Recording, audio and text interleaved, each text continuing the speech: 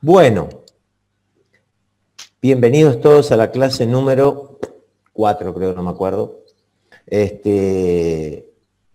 Hoy empezamos el capítulo de deformaciones, así que vamos a tratar de ir hasta donde podamos. Hay una pequeña parte inicial que yo di el año pasado que este año no voy a dar, con tal de llegar a donde quiero con tranquilidad, digamos. Bueno, la cuestión es la siguiente. Hasta ahora, en digamos, 3 clases, porque, digamos, saquemos la clase de matemática, vimos principalmente qué pasaba con el problema de las tensiones. Entonces hicimos un recorrido, una evaluación, y se nos presentó que dado el esquema que nosotros teníamos o que íbamos a enfrentar durante esta materia, qué tipo de tensiones queríamos calcular, entonces de alguna manera debíamos cambiar el paradigma de cómo medíamos las tensiones. Ese cambio de paradigma nos obligó a introducir algunas herramientas matemáticas un poquito más sofisticadas de lo que ustedes conocían. Sé que todavía están digiriendo eso por el tema de las consultas, me doy cuenta que le está todavía eso, y es natural, no se preocupen, son cosas que cuestan, no entran de un día para el otro. Acuérdense de la diapositiva de matemática, esto no es natural, es difícil, digamos, hay que introducirlo. Pero bueno, con el uso se va haciendo más común para todos. Entonces, eso, como les decía, nos obliga a establecer un nuevo paradigma de la manera de medir las tensiones. Ese paradigma nos llevó a utilizar lo que se llama el tensor, que es una entidad matemática, que es prima del vector, pero es una prima mayor, o sea, es un poquito más de mayor.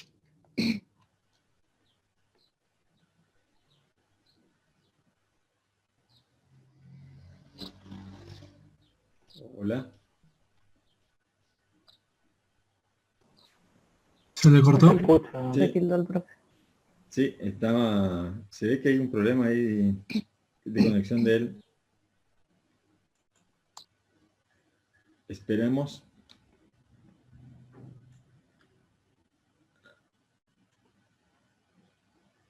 Igual estamos ingresando todavía, así que no hay problema.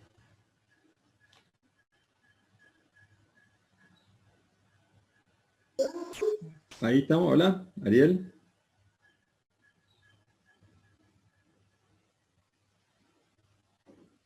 Ahí salió.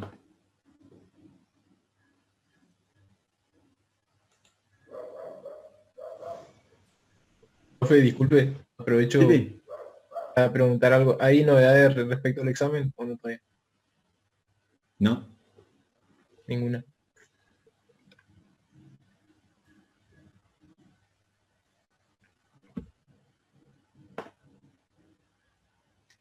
Ahí estamos de vuelta.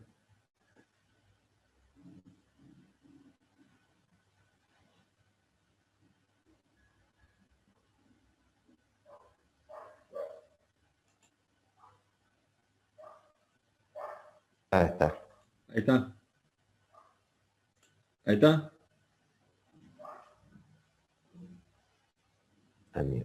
Ahora ¿Se escucha? sí. Ahí Ahí se se va. escucha. Ahí estamos. Bueno. Sí, ahí estamos. Cardoso fue el que preguntó, ¿no es cierto? Por el tema del examen. Sí, profe, yo pregunté. Bueno, escúchame. Ahora cuando tengamos la consulta, vamos a hablar un poco más de eso. Algo, muy poco lo que puedo hablar con Pablo, así que pero si puedo, avanzamos un poco sobre el tema. Pero después, en todo caso, les comento al final. Bueno, gracias, profe. Bueno, les decía entonces que como tuvimos que recurrir a una forma de las tensiones más sofisticada, entonces eso fue lo que un poco demoró no, es lo que uno gasta el tiempo cuando estudia el primer capítulo, en entender este nuevo concepto de tensiones, etc. Bueno, ahora pasamos a la segunda parte del problema, que sería el estudio de las deformaciones. Por ahora, nosotros estudiamos las tensiones, vamos a estudiar las deformaciones en forma independiente, como si no tuvieran nada que ver con las tensiones.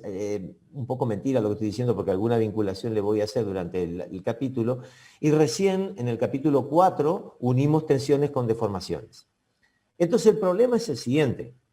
Si nosotros en el primer capítulo estuvimos haciendo todo lo que hicimos para definir el tensor de tensiones del punto, claramente, y sin mucho prólogo, vamos a ir a determinar las deformaciones del punto. ¿Por qué?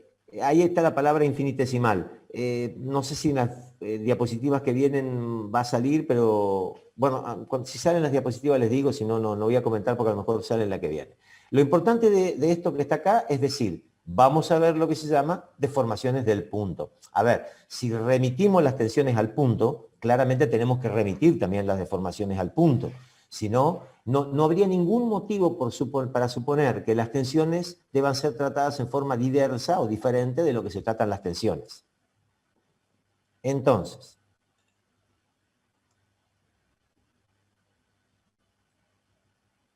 vamos a caracterizar matemáticamente la deformación, vamos a introducir tensores de deformación, o sea, obviamente, si la tensión tenía carácter tensorial, la tensión del punto, entonces la deformación del punto muy probablemente tenga carácter tensorial también, por lo tanto, habría que hacer lo mismo. Bueno, acá vamos a ver un pequeño video de qué es un esquema de deformación en verdad, porque el esquema de deformación uno lo tiene un poquito reducido a la idea de la barrita. No está mal, porque la barrita es una deformación. Esto es una deformación, ¿no es cierto? O sea, la verdad es que cuando uno trabaja en ingeniería, puede encontrarse con deformaciones de esta naturaleza. Ustedes se dan cuenta que para caracterizar deformaciones de este tipo, uno no puede seguir suponiendo aquel concepto de deformación que ustedes tienen de epsilon igual a delta L sobre L. No va, o sea, no alcanza, estamos mucho más complicados. Lo que vieron antes en la industria automotriz, esto puede ser un galpón cualquiera, esto es una vivienda, una vivienda podría ser un edificio de 40 pisos, bueno, de 40 pisos sería un problema. Este es otro tipo de deformación que se presenta, que para la gente que va a seguir la rama vial o aquellos que les guste la rama de hidrogeotecnia, ¿no es cierto? También es un caso de deformación típico, donde tenés una capa arcillosa, donde después de una inundación se llena de agua y, bueno, por supuesto, produce un deslizamiento de un tremendo pedazo de tierra. Eso también es una deformación. Todas estas cosas son deformaciones. Este tipo de deformación no se la puede caracterizar en principio con la manera que ustedes conocen para caracterizarla. Tenemos que ir a otro concepto completamente diferente. Entonces, la deformación en definitiva, ¿qué va a ser? Es el estudio del movimiento relativo de las partículas situadas en un entorno diferencial de las mismas. O sea, yo lo que voy a hacer es tratar de estudiar, de nuevo, voy a tener que recurrir a un entorno diferencial. Esto vale lo mismo que dijimos para el capítulo 1. Uno recurre a un entorno diferencial porque es el entorno más chico en el cual se captan todos los problemas, porque si uno hace un entorno más pequeño, digamos, podría tener pérdida de parte del problema. Este, digamos, sería el tamaño mínimo en el cual más o menos todo el problema está caracterizado y se puede promediar. La ingeniería, hago esta aclaración porque la ingeniería hoy está muy metida, mucha gente, inclusive en el departamento nuestro, están haciendo micromecánica, en donde micromecánica es una especie de diferencial más chico que los diferenciales que tomamos nosotros. Digamos, el diferencial no tiene un tamaño fijo y dependerá de la cantidad de cosas que ustedes metan en el diferencial para decir que es un diferencial más grande o un diferencial más chico. Lo que se hace últimamente, no últimamente, ya hace unos años, pero para determinados problemas hacer un diferencial más chico. Pero nosotros vamos a tomar un diferencial que es muy chiquito, pero tiene más o menos conforma, o sea, mantiene, como fue en tensiones, mantiene todas las características del medio. Es decir, no vamos a ir a los átomos, por ejemplo, que ese sería el diferencial más chico.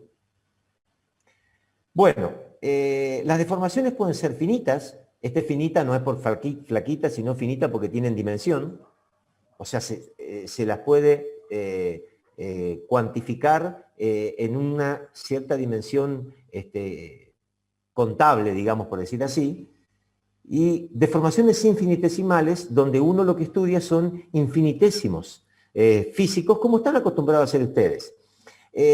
Algunos estarán preguntando, bueno, pero las deformaciones infinitesimales, si yo en algún momento quiero calcular algo, o sea, quiero determinar cuánto se me va a deformar algo, en algún momento le tengo que dar valor.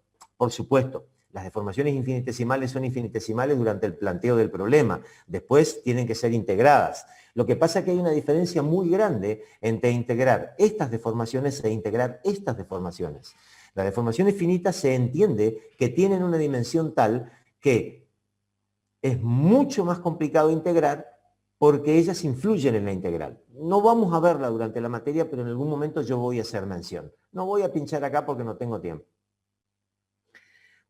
Bueno, de nuevo, ¿por qué tengo que ampliar el concepto de deformación? El mismo epígrafe que puse en tensiones. El problema es la geometría, como vieron ustedes en el dibujito recién en la película que le pasé.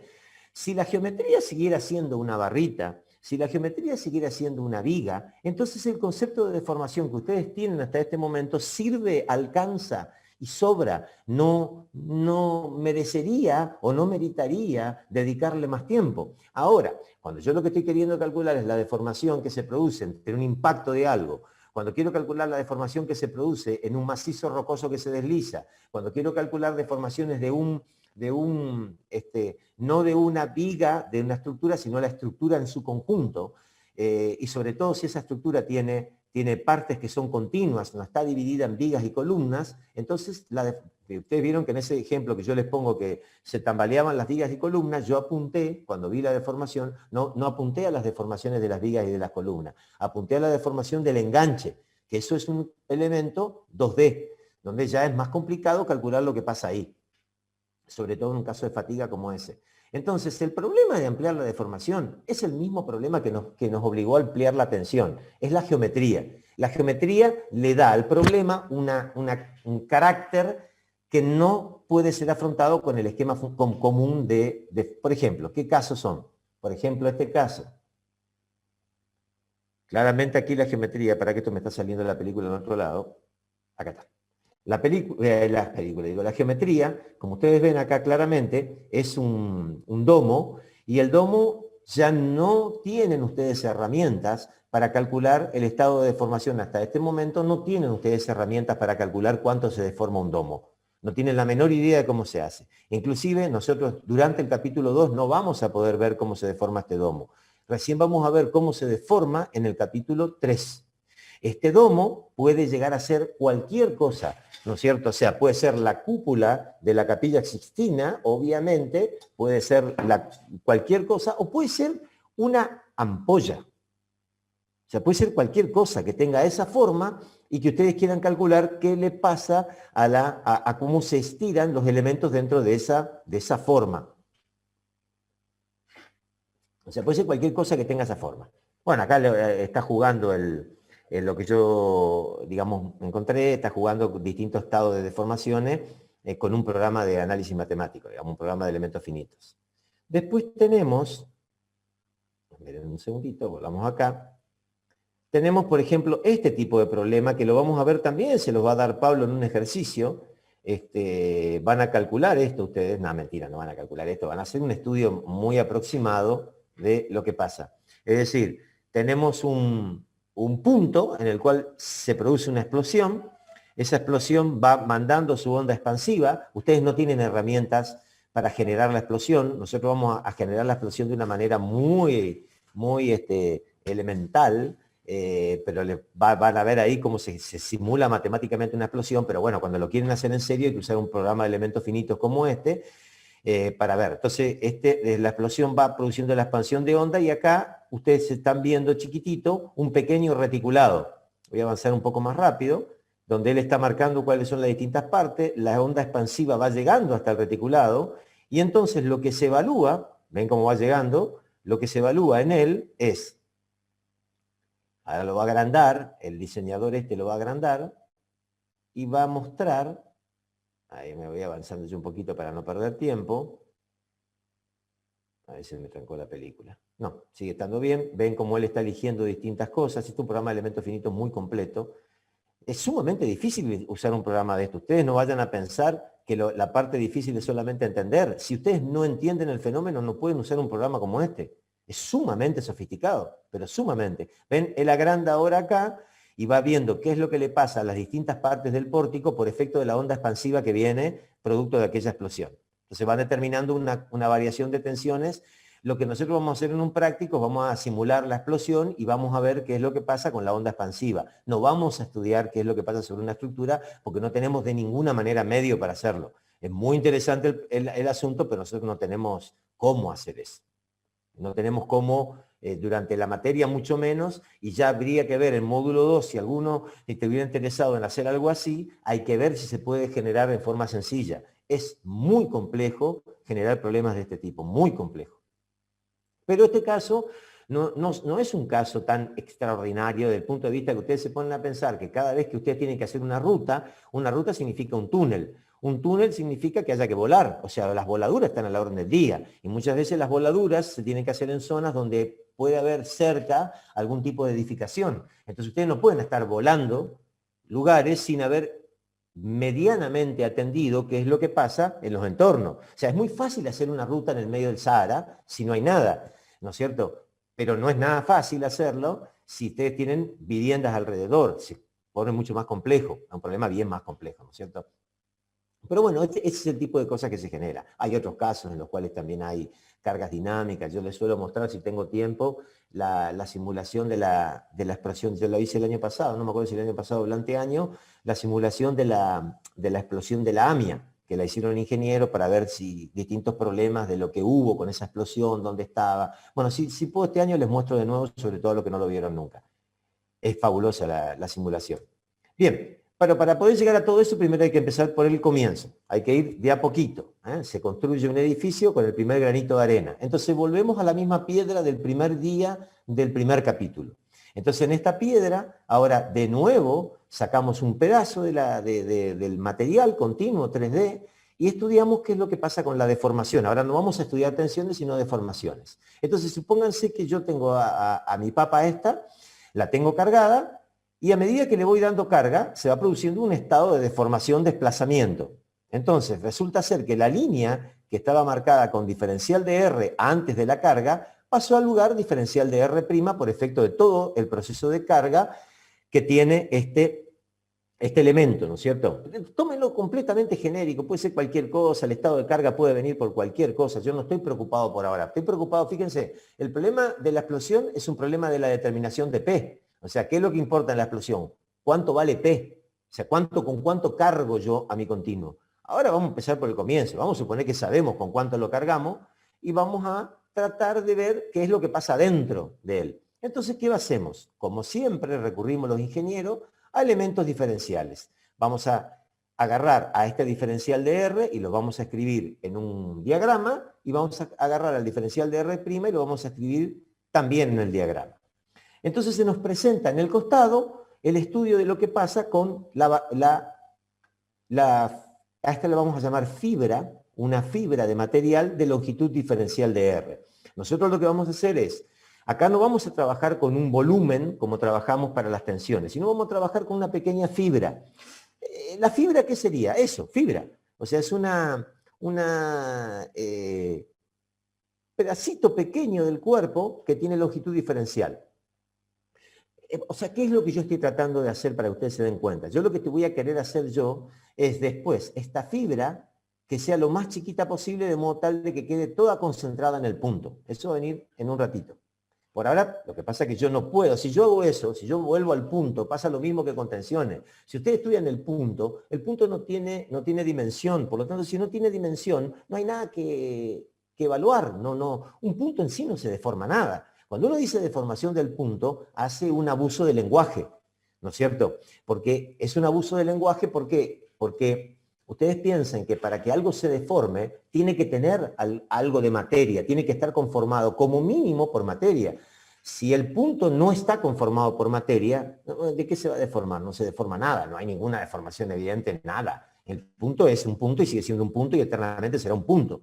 Porque es un lugar geométrico, no es un... Entonces, cuando uno dice deformación del punto, en realidad está suponiendo deformación de un punto, se le suele poner punto material, pero ahí también es difícil el lenguaje, porque el punto puede ser material o espacial. Yo creo que lo analicen como un pedacito de materia chiquitito, que por ahora es una fibra.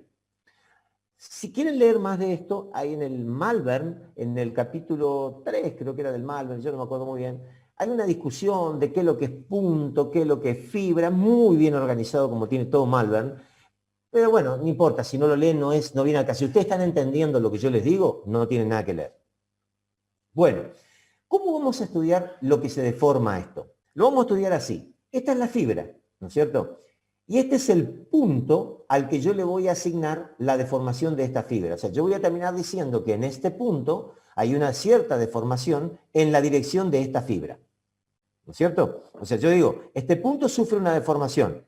Pero yo, ¿en qué dirección? Yo ahora van a ver que necesito decir qué dirección. Yo no puedo decir la deformación sin decir una dirección. Entonces yo voy a decir, a ver, en este punto surge esta fibra y quiero saber cómo se deforma esta fibra que está en este puntito que está ahí. ¿No es cierto? Es muy pequeña la fibra, así que prácticamente está en el punto. ¿Qué es lo que le pasa al punto? El punto tiene un desplazamiento UW. UW no es deformación, es desplazamiento. O sea, por efecto de la carga, el punto se corre. Ustedes lo vieron recién en la papa. Efectivamente, eso es lo que pasó. Pero hago de nuevo la vista de la papa, está la fibra diferencial de R, y por efecto de la carga, ustedes se están dando cuenta que hay un proceso conjunto de ¿qué? De corrimiento y deformación. ¿No es cierto? Porque algo se corrió. Entonces, resulta ser que el punto P fue a parar al punto P'. El punto Q fue a parar al punto Q'. Lo que pasa es que lo que seguramente va a ocurrir acá es que el punto Q' no va a parar a la misma distancia del punto P que el punto Q y el punto P no van a estar a la misma distancia del punto Q' y el punto P'. Esto es lo mismo que con tensiones. Cuando nosotros mirábamos las dos caras del cuadrado de tensión, decíamos, ¿por qué la tensión varía? Entonces la respuesta a eso, ¿cuál es? ¿Por qué no? Siempre la respuesta es ¿por qué no? No por qué varía. Varía, lo normal sería que varíe. La fibra, luego del proceso de deformación, no hay ninguna razón para suponer que queda con la misma longitud. Yo supongo que varía. Después si queda con la misma longitud, bien, gracias, no importa. Lo que no podemos suponer que no varía.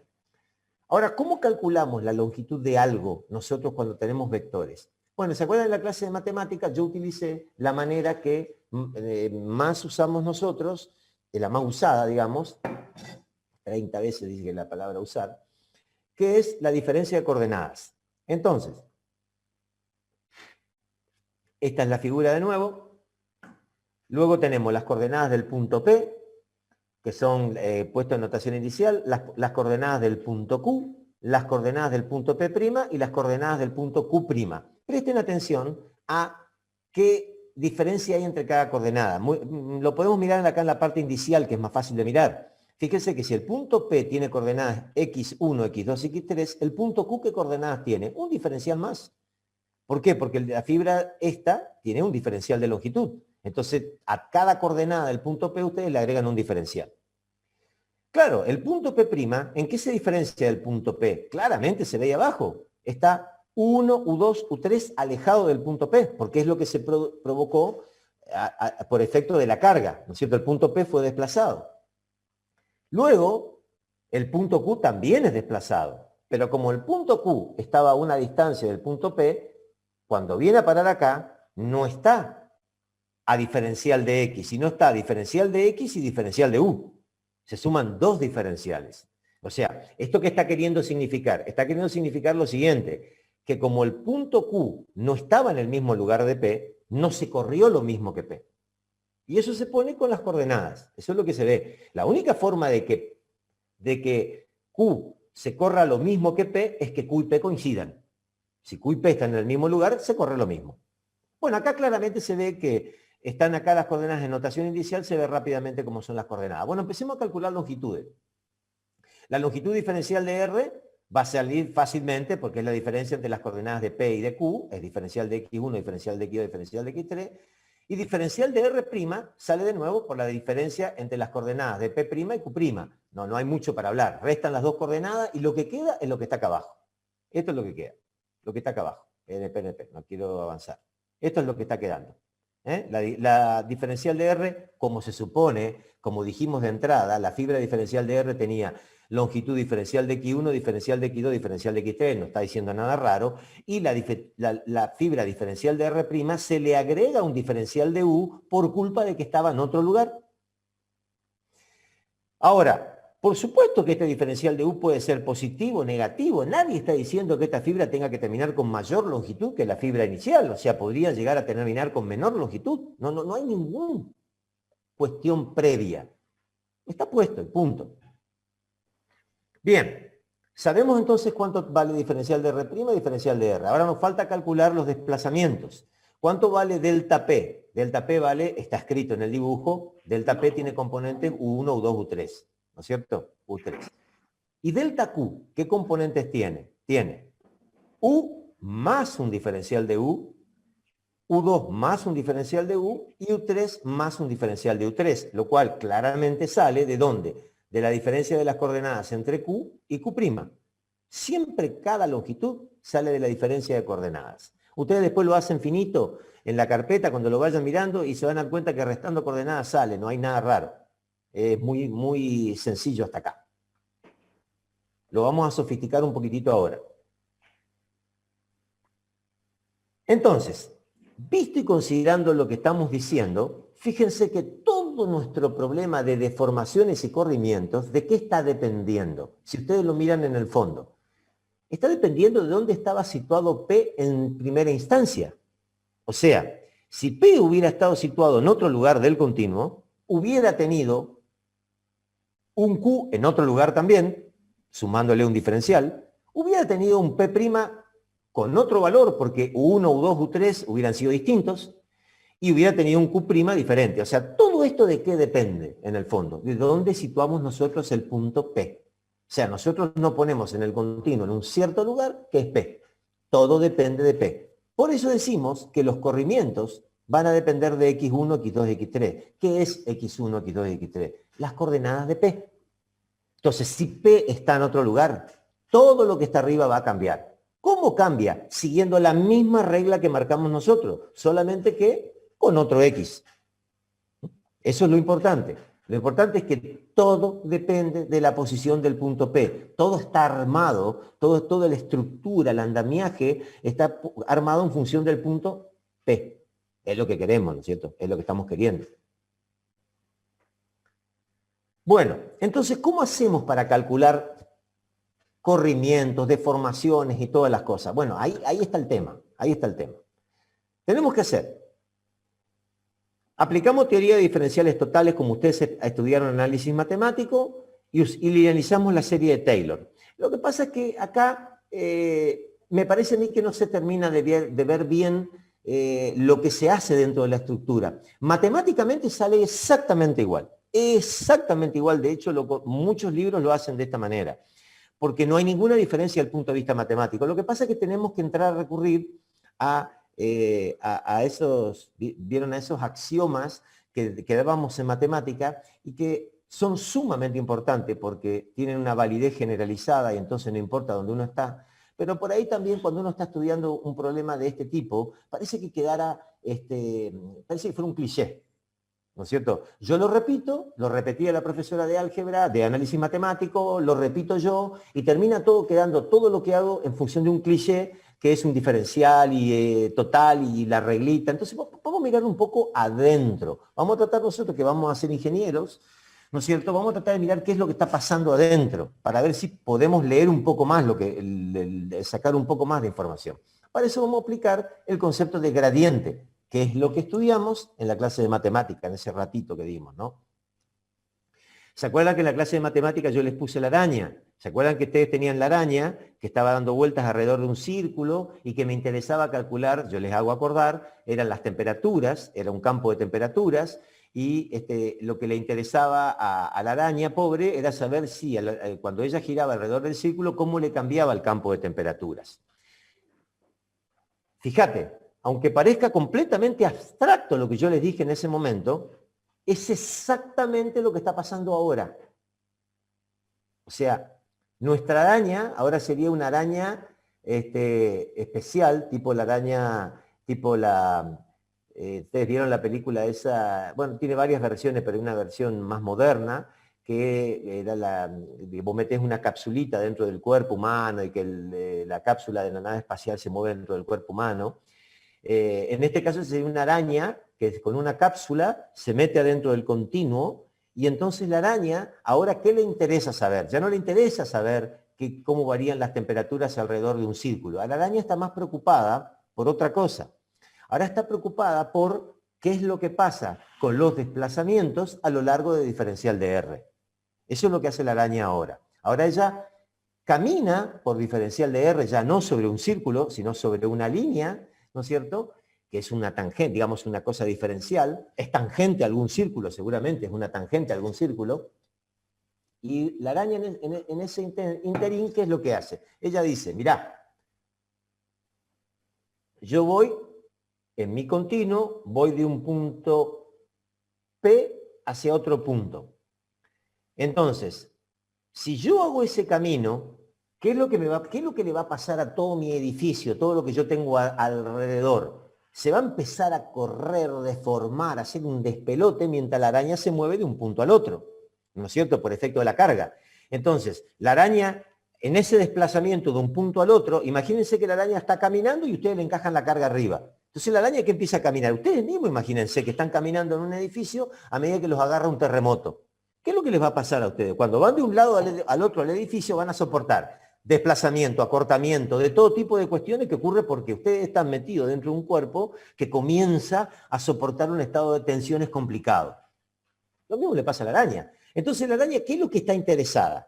A ella ahora no le interesa tanto las temperaturas, sino que le interesa ver cuánto cambian los desplazamientos y eso le va a dar el cambio de deformación. Entonces ahora, ¿qué es lo que me va a interesar a mí? ¿Se acuerdan que cuando nosotros hicimos el cálculo, lo que hacíamos era el gradiente de la temperatura multiplicado, en el caso anterior hacíamos gradiente de la temperatura multiplicado por la tangente al círculo? ¿Qué vamos a hacer ahora? Gradiente de los desplazamientos multiplicado por esto que es una tangente. Esto es una tangente. Lo que pasa es que ahora nos interesa mucho la curva que tiene acá. No nos está interesando mucho la curva. Estamos mirando la tangente nomás, ya directamente. Entonces lo lógico es, hago el gradiente de los desplazamientos multiplicado por la tangente. N es la tangente, ¿no es cierto? Lo mismo que hicimos con el círculo, ¿eh? Lo mismo que hacía la araña acá. Acá hacía la tangente, acá multiplicábamos la araña por la tangente. Ahora hacemos lo mismo. Claro, hay un pequeño cambio. Varios. 1. Ahora miramos la tangente nomás. 2. No es un vector lo que estamos analizando, mucho menos un campo escalar, que era lo que estaba haciendo la araña. Antes la araña, me traicionó el subconsciente, es un vector. Lo que la araña hacía, en el caso que nosotros dimos en la clase de matemática, era estudiar qué es lo que pasaba con la temperatura sobre un círculo. ¿Qué es la temperatura? La temperatura es un escalar. Entonces nosotros hacíamos el gradiente de un escalar multiplicado por la tangente. Esa era la derivada direccional. Ahora no tengo un escalar. Ahora la araña está caminando sobre un vector. Por lo tanto, este vector tiene dimensión vectorial. Por lo tanto, yo ahora hago el gradiente no de un escalar, sino de un vector. Por lo tanto, al hacer el gradiente de un vector, se genera esto que tenemos acá, un tensor. Porque es la derivada de cada componente del vector versus las 3 dimensiones. Esto está escrito acá. ¿Ustedes se dan cuenta que es la misma fórmula del diferencial total? O sea, si ustedes quieren hacer el diferencial total de un vector, ¿qué hacen? El diferencial total de cada componente del vector. Y el diferencial total era de esta forma. Ahora, y esto que está acá es lo mismo. Ahora, es muy distinto decir, agarro y calculo el diferencial total de algo, a decir, no, lo que yo estoy haciendo es, dentro del cuerpo, estoy analizando los cambios direccionales en la dirección de la fibra. De nuevo, matemáticamente es absolutamente equivalente a ambas definiciones. Conceptualmente, vos podrías enunciar la primera sin tener la menor idea de lo que estás haciendo. Y ahora, para enunciar esto, tenés que tener idea de lo que está pasando. O sea que esto que está allí es, tienen que me entonces eso es lo que uno necesita fundamentalmente para estudiar deformaciones, estudiar el gradiente de desplazamientos. Ustedes se dan cuenta, no se dejen llevar por la palabra gradiente, por el vector gradiente, que es lo que estamos ocupando acá, sino piensen en la palabra gradiente como un cambio. Y si ustedes se analizan, lo que yo estoy diciendo es exactamente lo mismo que dije hace unos minutos atrás. Mi problema va a ser cuánto cambian los desplazamientos a partir de la pasada del punto P al punto P', se produjo un desplazamiento y ese desplazamiento produjo un diferencial de desplazamiento. Y eso es lo que yo estoy preocupado, para ver qué es lo que me va a pasar allí. Claro, la verdad es que si ustedes se ponen a pensar y hablamos de derivada direccional, entonces tenemos que volver a pensar lo que escribimos en la clase de matemática. Y van a ver ustedes que si ustedes se remontan a esa clase de matemática, hacen un poquito de memoria, ¿se acuerdan que yo lo que hice en esa clase, en un momento determinado, puse una curva, le puse un vector que definía la curva, dije que esa curva dependía de un parámetro, habíamos hecho la derivada del parámetro y decíamos que eran vectores, ¿se acuerdan que habíamos dicho que estaba la curvita, tenía un parámetro, y cuando derivábamos salía un vectorcito que era tangente a la curva generada, ¿no es cierto? Es lo mismo que estamos hablando acá, ese vector es tangente a una cierta curva.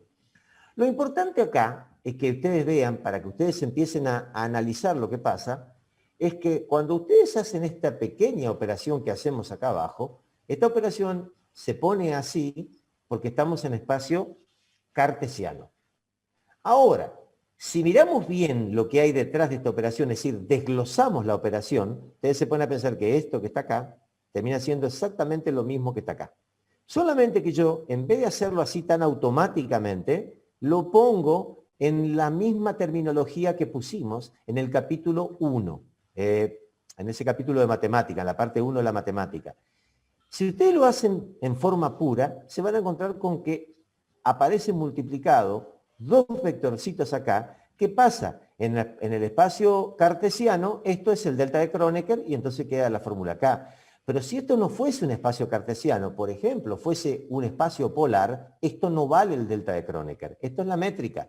Entonces, esta operación se ve afectada por la métrica. O sea que fíjate, sin mirar mucho, nosotros ya podemos anticipar que esto que vamos a hacer ahora y vamos a seguir desarrollando ahora, tenemos que tener mucho ojo cuando las condiciones no sean cartesianas. O sea, van a aparecer cosas que yo ahora no le voy a dar pelota. Por cuestiones de simplicidad, no le voy a dar pelota. Pero van a aparecer en el capítulo 3. Pero me parecía importante, siempre dentro del lenguaje de la clase de matemática que dimos ese día, analizar qué es lo que pasa con un gradiente. Bueno, entonces, volvamos a espacio cartesiano. ¿Sí? Ariel, 3 ¿Está? Bueno, espera. Ariel, 3:30 Sí, pasó. sí. Le paso la primera pregunta. Cuando termines. Ahí está. Primera pregunta. Saquen la foto. ¿Cómo varían las componentes de un vector tensor ante la rotación del sistema de referencia? Primera pregunta para la asistencia de hoy. Bueno, volvemos a lo que estamos haciendo. Entonces, importante esta definición que está acá. ¿Qué es una deformación? La deformación es el estudio del movimiento relativo de partículas. Tal cual, ¿no es cierto? Porque ustedes para decir que algo se deforma, tienen que analizar lo que pasa con, como les digo yo, una fibra. Entonces, una fibra es un movimiento relativo de un punto con respecto a tu punto. Fíjate, en definitiva, todo el estudio de deformación que estamos haciendo nosotros, ustedes piénsenlo, que ¿qué hubiera pasado? A ver si me pueden seguir con respecto a esto. Quiero que me digan si entienden lo que yo les voy a plantear ahora, para que esta definición les quede clara. ¿Qué pasaría en esta figura? Voy para atrás, en esta figura. Si el punto Q, el punto P y el punto Q se corrieran exactamente lo mismo. O sea, yo pusiera en el punto Q, está separado de P, le pongo el mismo U1, U2, U3. ¿Qué es lo que pasa con la fibra diferencial de R y la fibra diferencial de R'? ¿Qué es lo que ocurriría? Exactamente, ¿no es cierto? Exactamente, son iguales. Exactamente iguales. Porque lo que pasaría acá es, ¿qué cosa? Se estaría corriendo la fibra en el espacio como si yo la estuviera empujando. Bueno, en ese caso, ¿qué va a pasar con la deformación? No hay. Porque la fibra no se deforma, se desplaza simplemente como un rígido, se dice, ¿no es cierto? Bueno, entonces, ¿qué es lo que pasa con la definición que yo digo acá? Digo, la deformación es el estudio del movimiento relativo de las partículas situadas en un entorno diferencial. exactamente lo que acabo de decir. Si el punto Q y el punto P, que están situados en un entorno diferencial, se corren relativamente lo mismo, la deformación queda definida. Si no se corre lo mismo, hay deformación. Si se corre lo mismo, no hay deformación. Entonces, yo en definitiva, ¿qué es lo que quiero saber? Si dos puntos que estaban separados a una distancia diferencial, se corren o no lo mismo. Eso es todo. O sea, las definiciones tienen que ser analizadas en torno a lo que uno lee matemáticamente. Claramente, ¿qué es lo que se hace cero acá? Si vos tenés un delta Q igual bueno, ahora va un poquito para adelante y ahora ustedes van a ver claramente qué es lo que se hace cero. No me voy a adelantar, porque ahora bien. Entonces, resulta ser que nos encontramos con que tenemos que ver dentro del estado de deformación qué es cada cosa según, digamos, desglosar un poquitito esa fibrita que se acaba de correr. Bueno, entonces, esto fue lo último que llegamos, que el diferencial de U era la derivada de UI con respecto a XJ por diferencial de XJ y esto que está acá. Esto fue lo último que vimos en la diapositiva anterior. Bien, vamos a ver un poquitito vamos a desglosar un poquitito esa expresión. Esto fue lo que estaba escrito recién. Piensen que nosotros podemos armar una matriz C que esté armada con esto. ¿Y por qué puedo armar una matriz? Porque tengo dos índices, ¿no es cierto? 1, 1, 1, 2, 2, 2, 2, 2, 2, 1, 2, 3, 3, 3, 3, 1, 2, 3. Armo una matriz. Ahora enseguida vamos a demostrar que además es un tensor. Y con diferencial de X armo un vector. ¿No es cierto? Porque diferencial de X, ustedes saben que es un vector diferencial de X1, diferencial de X2, diferencial de X3. Este diferencial de X acá es el diferencial de R. Siempre que yo hable de diferencial de R, es lo mismo que el vector diferencial de X. Quiere decir entonces que el diferencial de U yo lo puedo hacer escribir en forma compacta de esta manera, C por diferencial de R. Bien. ¿Qué sería cada cosa acá? Sería que el diferencial de R', que está acá, sería la suma de dos vectores. Un vector diferencial de R, que es el traslado paralelo. ¿Te dan cuenta que esto es el traslado paralelo? Esto que está acá, lo único que hice yo poner es que el punto Q segunda se corrió exactamente lo mismo que el punto Q. Lo puse acá. Entonces, este vectorcito es paralelo a este vector. ¿Cómo conformo la fibra final? La conformo por la fibra inicial más un pedacito. Ese pedacito se llama C diferencial de R. Entonces, diferencial de U, ¿dónde va a estar realmente ubicado? Acá. Esto es diferencial de U. ¿Se dan cuenta? Miren la fórmula siempre. Yo hasta ahora había dicho que era diferencial de U. Pero ahora me doy cuenta que si la fibra diferencial de R' está formada de esta parte, me doy cuenta que esto es diferencial de U. Fíjate, ¿qué es lo que pasaría? Esto es lo que yo le quería mostrar a ustedes. Recién les dije. ¿Qué pasaría si el punto Q' se hubiese corrido lo mismo que el punto Q? Hubiera quedado solapado con Q segunda. Hubiera quedado arriba de Q segunda. Entonces, ¿qué hubiera terminado pasando acá? Hubiera terminado pasando algo muy sencillo. Todo esto colapsa, se hace cero. Porque resulta que U1, U2, U3 no cambiaron en el diferencial de X. ¿Por qué? Porque este punto se corrió U1, U2, U3 y este punto también se corrió U1, U2, U3. Entonces, a lo largo de este diferencial, si los puntos se corren lo mismo, toda esta matriz colapsa y se hace cero. O sea, es una matriz que me dice qué es lo que ustedes leen cuando leen eso. Ustedes no tienen que leer, bueno, sí tienen que leer porque siempre es práctico leer la parte matemática, la derivada de UI con respecto a XJ. Eso está perfecto. Pero ustedes, ¿qué es lo que leen cuando miran eso? Lo ven con el espíritu crítico de un ingeniero. O sea, nosotros somos matemáticos por un pedazo e ingenieros por otro pedazo. Críticamente, ¿qué es lo que estamos viendo en C? C me está radiografiando lo que está pasando con los corrimientos en un continuo. O sea, me están diciendo que los corrimientos de un punto P no son los mismos corrimientos que los de un punto Q. Y el punto P y el punto Q, ¿cómo están? Separados un diferencial. Eso es lo que ustedes tienen que leer cuando leen C. Entonces, visto dicho esto, diría un amigo peruano, dicho esto, podríamos separarlo de esta manera. A C. La podemos separar de dos formas. Ver en C dos cosas completamente diferentes. Una parte simétrica en C y una parte antisimétrica.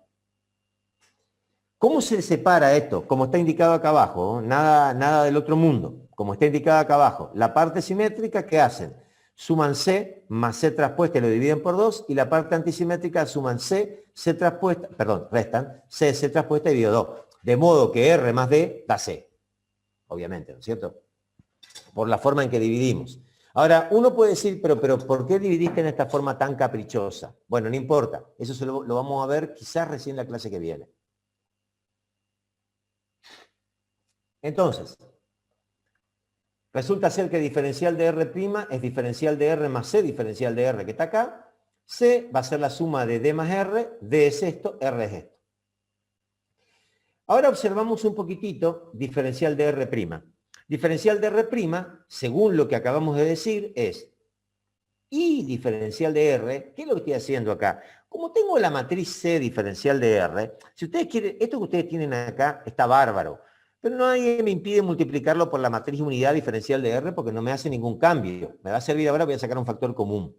¿Entendés? Pero no importa. Por ahora esta expresión que está acá es la misma expresión que está acá arriba. Es la suma de dos vectores. Se dan cuenta que esto es una suma vectorial, ¿no?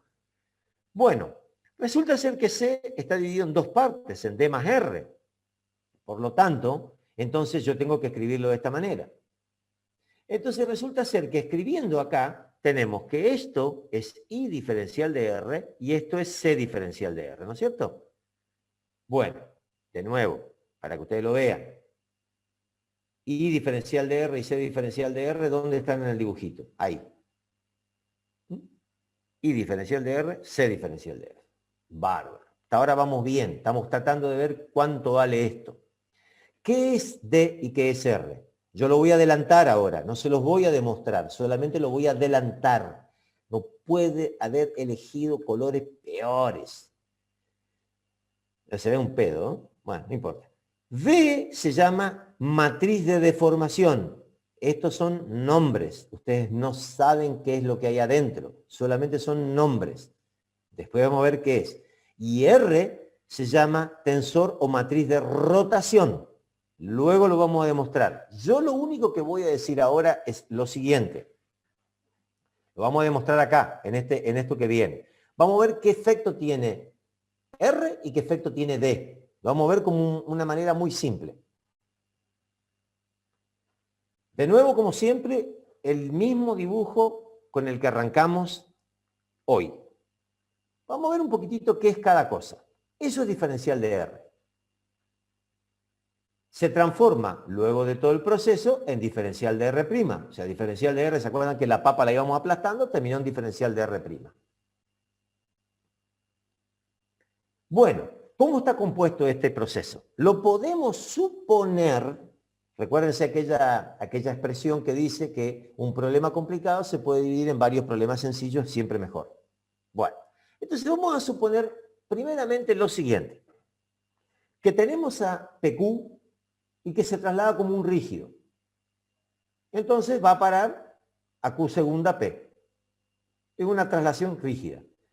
Diferencial de R se fue a este lugar que es I diferencial de R. Es lo mismo nomás, ¿no es cierto? Porque claramente diferencial de R, acá se produjo una traslación paralela, no pasó nada. Digamos, en realidad pasaron muchas cosas, porque la traslación paralela no es gratis, pero por ahora no vamos a decir nada de la traslación paralela. Luego vamos a decir que PQ segunda, P'Q segunda, van a ir a parar a este lugar, a P'Q tercera. Para que esto vaya acá, ¿qué tiene que pasar? Rotar. Se va de aquí, hagan de cuenta que se hacen centro en este lugar, acá tiene un arco, ¡pac! Esto gira y va a parar acá. ¡Tac!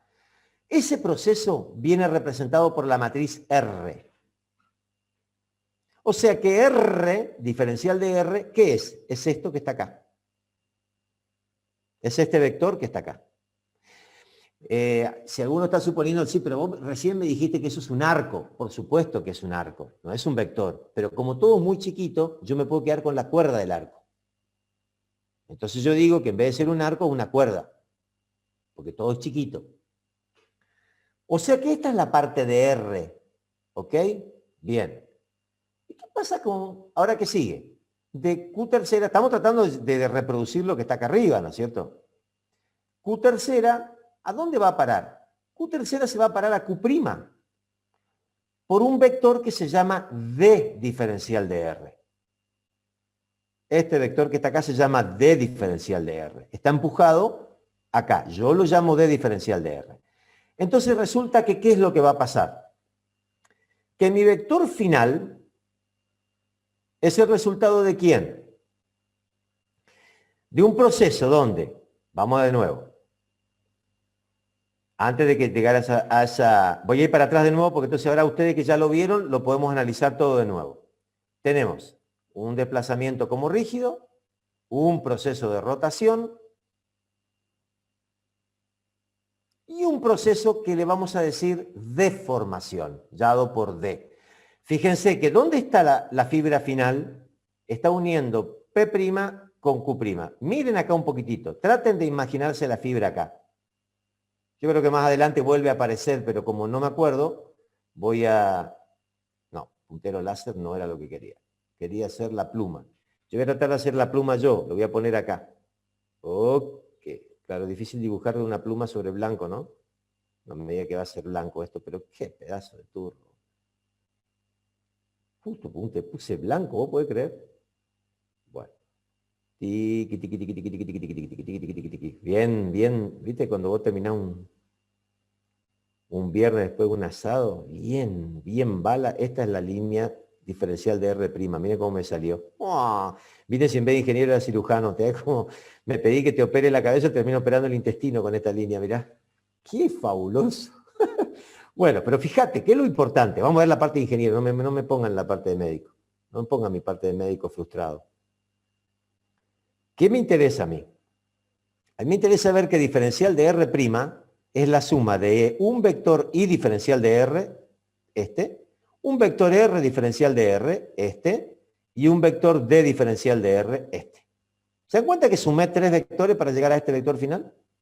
Donde el primer vector era una traslación como rígido, el segundo vector era una rotación y el tercer vector era la deformación. Eso es lo que vamos a mirar. Vamos a que borre toda esta porquería, todo lo que hice. Chiqui, chiqui, chiqui, chiqui, chiqui. Listo. Ahí está. Ahí está. Ahí recuperé el control. Y eso es lo que está escrito acá. Diferencial de R'. Diferencial de R' es lo que pasó con la fibra. Compuesto entonces por 3 procesos, un proceso de traslación como rígido, un proceso de rotación y un proceso de deformación. ¿Qué es lo que está marcando la manito allí? Que las tensiones van a estar relacionadas solamente con esta última parte final del proceso. O sea, las tensiones van a estar relacionadas solamente con la parte de diferencial de R. Toda la parte anterior no produce tensiones. ¿Y por qué no produce tensiones? Porque son desplazamientos como rígido. Se corrió rígidamente y rotó rígidamente. Entonces, como la fibra en ese momento no se estiró, no tuvo deformación. Bueno, los ejemplos los voy a dejar para más adelante, no voy a ver los ejemplos porque no me da el tiempo. Entonces vamos a verificar ahora si C, esta matriz C que estamos usando, que la dividimos en R y D, es o no un tensor. Vamos a verificar muy fácil, no va a haber problema. Vamos a tomar de nuevo el gráfico, el mismo gráfico que venimos trabajando todo este tiempo. Bueno, de nuevo la longitud inicial de la fibra, de nuevo la longitud final de la fibra. ¿Se acuerdan que esta fibra está formada por la suma de esto más esto? Bueno, tanto la diferencial de R' como los corrimientos, todo dependen de X. De nuevo lo que les dije hace un minuto. Si este punto P estuviera situado en cualquier otro lugar, hubiera sido distinto este corrimiento, hubiera sido distinto este corrimiento y todo hubiera sido distinto. Entonces, tanto diferencial de R' como U dependen de X. Bueno, vamos a hacer repetir la fórmula que vimos recién. La fórmula de la diferencial total o derivada direccional, ahora ya no importa, ya sabemos que da lo mismo, la aplicamos para diferencial de R'. Como cualquier vector, es la derivada de R' con respecto a XJ por diferencial de XJ. Bueno, le aplico a esta fórmula, esto que estoy haciendo acá, se lo aplico acá, derivo o hago, y me va a salir esto, que el diferencial de R' es igual a esta parte más esta parte. Si ustedes no quieren derivar esto, miremoslo acá nomás. Mírenlo acá y creo que alcanza. Diferencial de U y J había sido esto que estaba acá, que lo acabamos de ver en la diapositiva anterior, y a diferencial de X y J le pongo el I. Este era el I. La matriz unidad que yo le puse. ¿Para qué hago esto? ¿Para qué escribo diferencial de R' de esta manera? Ahora van a ver, porque esto en definitiva es todo lo que venimos viendo, no hay ninguna cosa rara. El diferencial de R' está compuesto por la longitud inicial más algo que viene acá, que está colocado acá arriba, para darle la longitud final diferencial de R'. No hay nada nuevo acá. Pero escribiéndolo de esta forma nos vamos a dar de cuenta lo siguiente.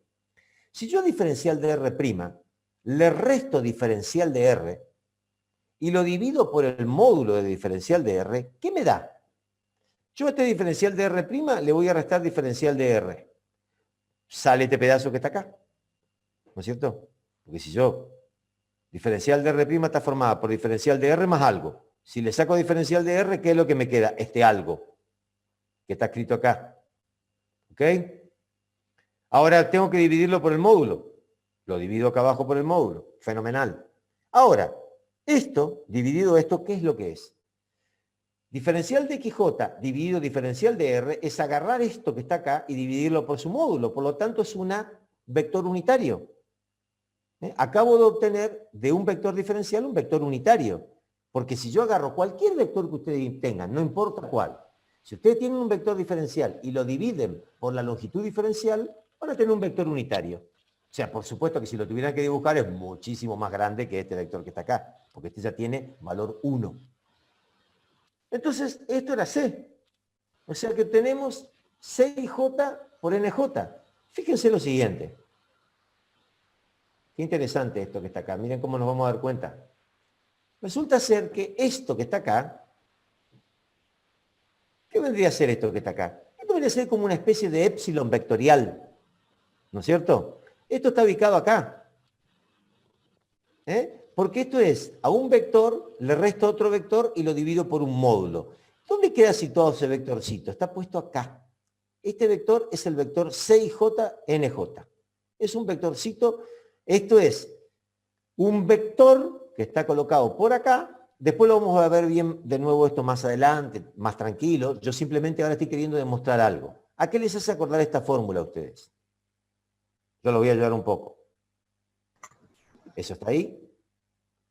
¿A qué les hace acordar esta fórmula? Bueno, la fórmula que hicimos en el capítulo pasado, no me pregunten por qué puse esa D ahí. Eso no es una D, eso es una T. A la de tensor. Sí, claro. Sí, espera que lo corrijo, espera que lo corrijo. Pluma. Esto es una T acá. Ahí no. Ahí va. Ahí está. Las 4, Ariel. Las ¿Las 4? 16. Dale, Sí. ya les paso la segunda pregunta. Aguánteme un cachito. Está bien la T, ¿no? Perfecta. Lindo, hermosa T. Hermosa T me quedó. Me está queriendo salir el mantener. La puta que te parió. Bueno. Ahí está. Vamos. Ahí está. Ahí llegamos donde estamos. No, todavía no llegamos. Ahí llegamos. Bien, les paso la pregunta. Pregunta número 2. Ya me pasé. Ahí está. Pregunta número 2, foto. ¿Qué efecto se da en las tensiones principales? Seguimos. Cherá. En las direcciones principales. Eso. Bueno, lo que está escrito ahí. Bien, seguimos acá entonces.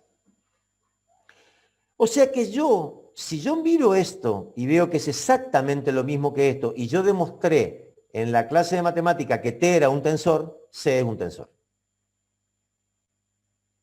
Por comparación simplemente. Es la manera más rápida de determinarlo. Ustedes pueden hacer todo el proceso y demostrar que C es un tensor, rotando, haciendo todo. Pero como encontramos la similitud, o sea, a partir de un tensor de segundo orden, nosotros vamos a tener, multiplicado por un vector, obtenemos una tensión. Claramente, esto es un tensor de segundo orden, no importa la coma. El T no tenía coma. El T era IJ.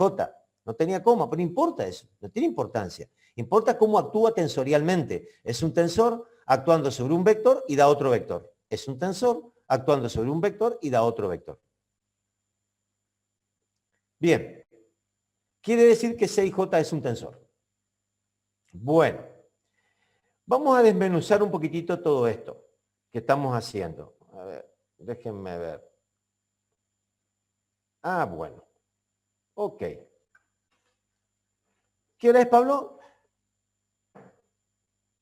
4:02. Bueno. Bien, seguimos viendo entonces qué es... ¿Alguien me quiere preguntar antes que yo pase acá? Antes de pasar acá. Antes de pasar acá. Vamos a plantarnos un poquitito acá. ¿Alguien me quiere preguntar algo de lo que venimos viendo? Yo sé que le estoy tirando, esto es como cachetada de loco una tras otra, pero si alguno quiere preguntar algo, alguno tiene alguna mención antes de que yo me meta un poquito más en el tema. Profe, esta separación que hacemos del tensor C en D y R, Sí. ¿tiene alguna analogía con lo que hacíamos con el esférico y el desviador? La única analogía es que es una suma, nada más. O sea, Pero después el resto no. no. No acá. No tiene nada que ver. Vos descompusiste aquel tensor en esférico y desviador diciendo que la idea de esférico y desviador tenía que ver con la manera en que resistía el cuerpo. El cuerpo resistía. Había cuerpos que tenían especial resistencia al esférico, otros cuerpos que tenían especial resistencia al desviador. O sea, la rotura dependía. Ahora vos estás descomponiendo un tensor C con otro criterio. Con el criterio que una parte es deformación y otra parte es rotación como rígido. Fíjate que eso es lo que yo dije cuando descompuse acá, ¿no es cierto? Esta descomposición que les metí acá, cuando yo les dije que descomponía, ¿se acuerdan que dijimos que era una D y una R? La R, cuando lo dibujé acá abajo, les dije que la D producía, veníamos acá, hasta acá era un corrimiento como rígido, y esto producía la R. La R producía que este vector pasara a esta posición, la fibra se girara como si fuera un rígido, y eso era R. Y después les dije que había otra parte que se llamaba D, que llevaba este punto a este punto final para formar el vector final de longitud. Quiere decir que lo que yo descompuse ahora, lo descompuse con el criterio que una parte rota, una parte deforma. Vos, con muy buen criterio, me puedes preguntar, fenomenal. Ahora, vos a mí me estás contando jarabe de pico, porque en ningún momento, o sea, vos estás diciendo que eso deforma y que eso rota, y no me lo estás demostrando en ningún momento. Bueno, dame 2 minutos y te lo demuestro. Espera que borro esta porquería. Que me quedó en mi PowerPoint, yo soy medio maniático. Esto quedó grabado. Qué cagada. Bueno, no importa. Ya está, no importa. Bien, volvemos a la diapositiva siguiente. ¿Alguna otra pregunta? Profe, Sí. ¿cómo llega en la última operación al NJ? ¿Cómo pasa físicamente eso? ¿Cómo se llega al NJ? Bien. Mira, esto lo hacemos así. Uf, me fui muy atrás. Espera. Muy atrás, muy atrás, muy atrás. Muy atrás. Acá. Bien. Donde nos quedó esta porquería. Esto es así, mirá. Vamos a ir hasta el final. Yo, hasta acá, vos me seguís. Que yo, a la fibra diferencial de R', que está compuesta por una parte diferencial de X y una parte diferencial de U, yo la puedo escribir de esta manera. No hay ningún problema de escribir diferencial de XY como delta IJ por diferencial de XJ. ¿Ok? No hay ningún problema en escribirlo. Yo lo único que estoy escribiendo acá es, este índice lo cambio utilizando el delta de Kronecker. Eso es completamente legal, no hay ningún problema. La parte segunda, como rompe la pelota T, pero bueno, para borrar tengo que cambiar, a sacar la T de la cabeza, sin querer la grabé, ese es el problema. Esta parte que está acá, es la parte diferencial de U que vimos en la diapositiva número 1. Es C diferencial de R. Bueno, si yo a este vector le resto diferencial de R, me queda esta parte, que es lo que escribí acá. Pero si encima la divido por diferencial de R, me va a quedar esto que está acá. Fíjate lo siguiente. Esto es importante que lo veas de la manera. ¿Qué es diferencial de XJ? Diferencial de XJ es esto que está acá. A ver si lo vemos en una... Si lo ves acá, si no, no voy para atrás para no hacer tanto lío. ¿Qué es diferencial de XJ? Diferencial de XJ es un vector que tiene 3 componentes. Diferencial de X1, diferencial de X2, diferencial de X3. ¿Cuáles son? ¿Qué vector acá tiene esas 3 componentes? Si vos te acordás, es este vector que está acá. Este tenía diferencial de X1, diferencial de X2, diferencial de X3, que es la distancia que hay entre P y Q, una distancia diferencial que es la longitud de la fibra. Fenómeno.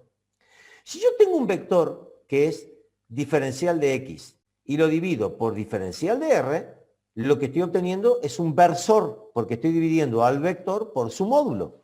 Eso es un versor. Entonces hasta ahí estamos bien, hasta la obtención de NJ. Es un versor que está acá, coincidiendo con este que está acá. No hay problema. Hasta ahí todo bien. Ahora, ¿por qué yo digo que esto es epsilon? Ahí tenemos que ir a la versión vectorial del problema. ¿Cuál es la versión vectorial del problema? La versión vectorial es que yo a diferencial de R' le resto diferencial de R. Si vos a un vector que está acá le restás este vector, ¿qué es lo que te queda? Este vector, ¿no es cierto? Bueno, ¿sí? Quiero que me digas si hasta ahí me seguís. Voy de nuevo. Sí, hasta ahí está bien, no hay ninguna objeción hasta ahí. O sea, estamos diciendo que este vector es la suma de estos dos vectores que están acá, es la suma de este más este. Si yo a este vector le extraigo vectorialmente, esto es una resta vectorial, estoy restando dos vectores, obtengo este vector que está acá. Ahora, a este vector lo divido por n, por diferencial de r, perdón. Y ahí vos me vas a preguntar, es decir, ¡ah, te agarré, Catalina! Me vas a decir, te cagué. Porque, ¿por qué vos me decís que esto es un epsilon?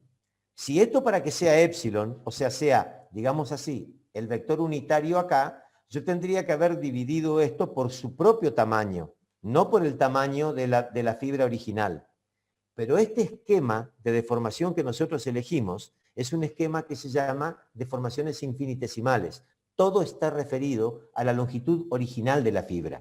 En definitiva, cuando vos estudiaste cuando vos estudiaste el épsilon, ¿te acordás cuando estudiaste el épsilon con Barrios? ¿Cómo te dijo Barrios que era? Barrios te dijo que era delta L sobre L. ¿El L qué era? El L era la longitud original de la fibra, digamos, ¿no es cierto? Era la longitud que tenía la fibra antes de producirse la deformación. Fíjate que nosotros estamos haciendo acá una analogía vectorial, porque estamos diciendo que esta es la longitud de la fibra antes de la deformación, esto que está acá. Esta es la fibra deformada. Yo tengo lo que ahora la fibra cambió, no es un vector colineal con esto, es un vector que no es colineal. Cuando te enseñó Barrios, a vos la fibra se te estiraba acá, en la misma dirección se estiraba la fibra.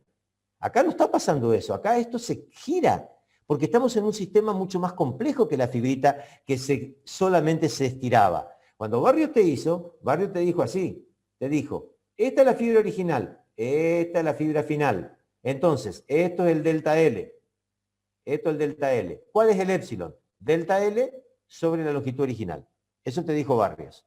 Bueno, yo ahora no puedo hacer eso porque estoy con un problema bastante más complicado. Entonces, ¿qué es lo que yo hago? Recurro a un esquema vectorial para no equivocarme, porque la única forma de no equivocarme es trabajar con vectores. Entonces yo digo, esta es la longitud original, esta es la longitud final. Resto las dos.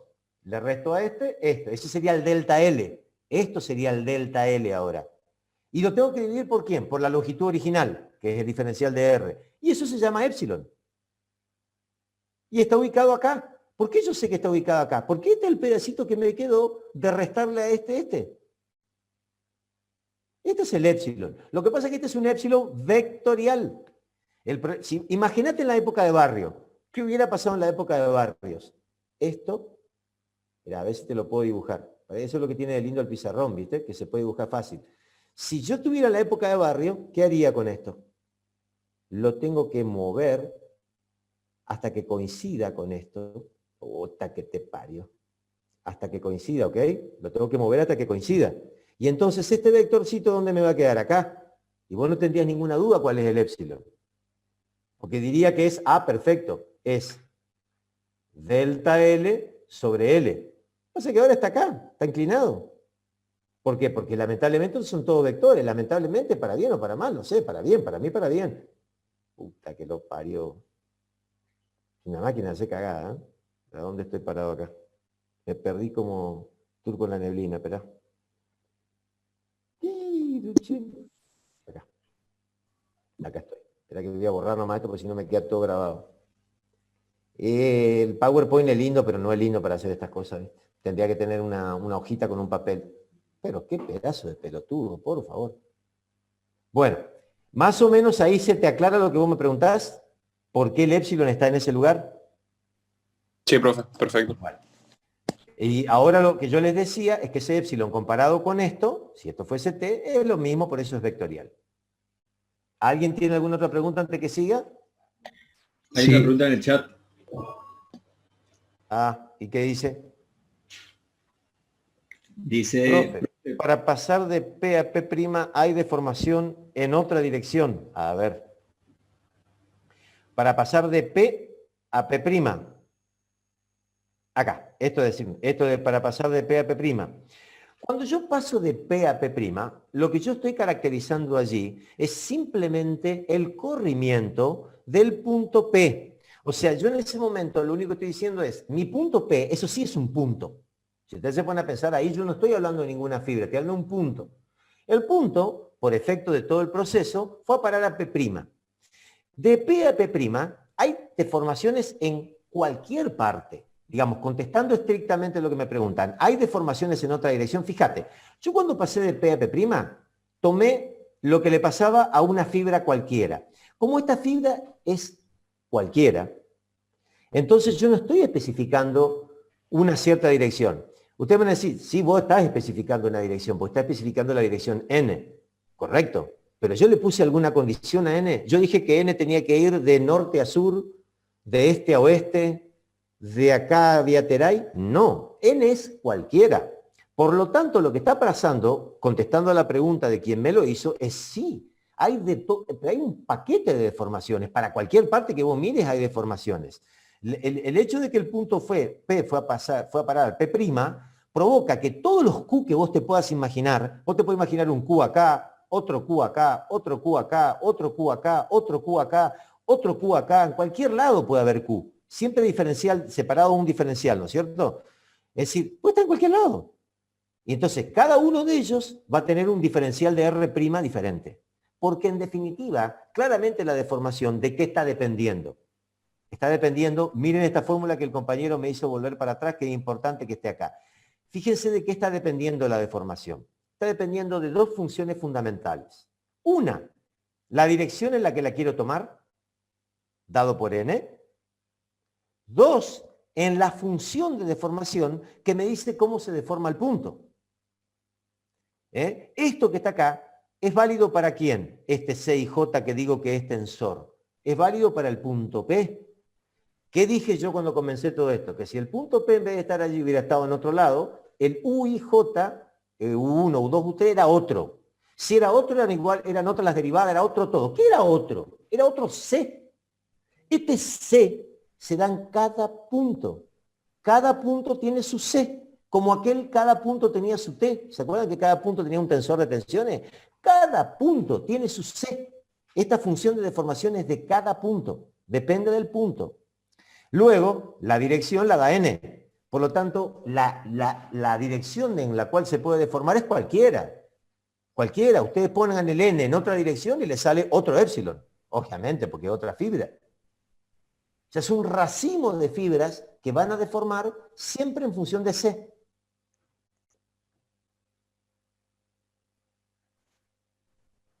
Es decir, C, este tensor C, tiene la misma característica, no, digamos, la misma característica tensorial que tenía el tensor T. Correspondía al punto. Entonces, claramente, ese tensor C va a cambiar si cambia el punto.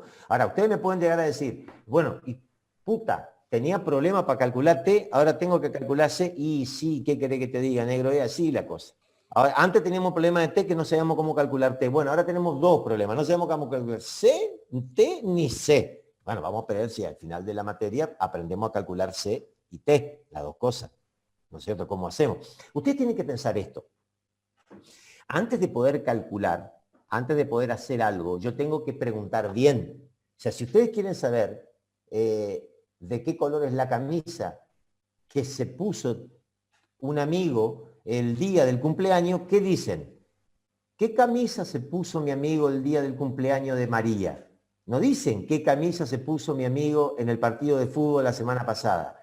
O sea, hay que preguntar bien para obtener la respuesta que uno quiere. ¿Cómo se pregunta bien en este problema acá? Preguntar bien significa saber qué es lo que quiero obtener. Si yo quiero saber las tensiones y las deformaciones, tengo que preguntar bien. Tengo que preguntar por las tensiones en forma de tensor y por las deformaciones en forma de tensor. Si yo no pregunto bien, no voy a tener la respuesta correcta. Lo que yo pretendo hacer es muy ambicioso. Pretendo saber qué es lo que está ocurriendo en un continuo, en toda dirección y en todos los puntos. Hay que preguntar bien. Es un trabajo más peludo, pero es mucho más gratificante desde el punto de vista que me va a dar la solución. No de una superficiecita o de una barrita. Me va a dar la solución de todo. Pero bueno, la herramienta usada tiene que ser el tensor de tensiones y el tensor de deformación. Profe, Sí.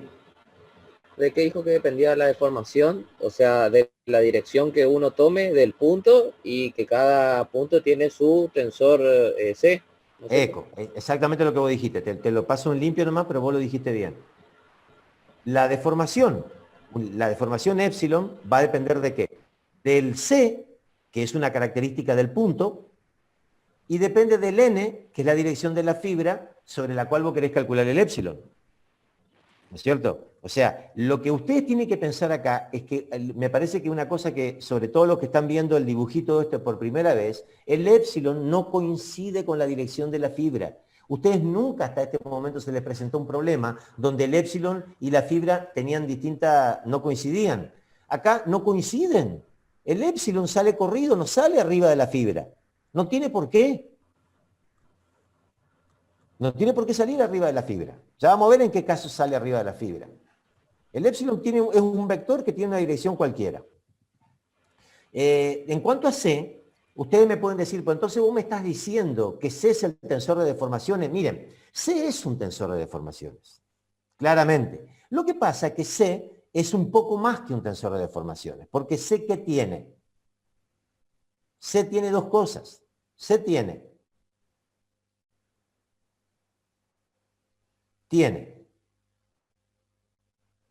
una parte que es R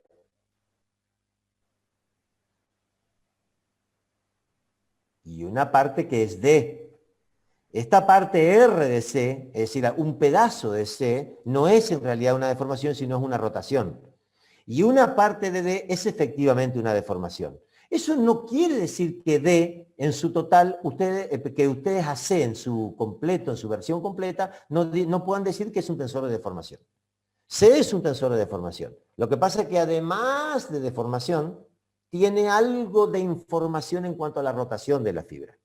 Fíjense que a la postre es esa rotación de la fibra la que hace que el épsilon no te coincida con la dirección original. Es justamente la rotación como rígido en la que te tuerce la fibra. O sea, fíjate vos la importancia que tiene la rotación como rígido, porque es la que te tuerce el épsilon.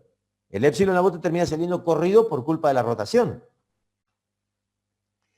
Ahora, yo recién les dije a ustedes, sigo un poquito más y después vamos a preguntas, que no me queda mucha clase. Ahora, yo les dije a ustedes que el D era una deformación y que el R era una rotación. Bueno, ahora yo se los voy a demostrar. Miren, lo vamos a demostrar de una forma rápida, sencilla, tienen fórmulas, pero el concepto, yo quiero ir al concepto, a la parte conceptual, que ustedes lo puedan ver. Creo que no voy a llegar a R, vamos a llegar a C nomás, a D nomás.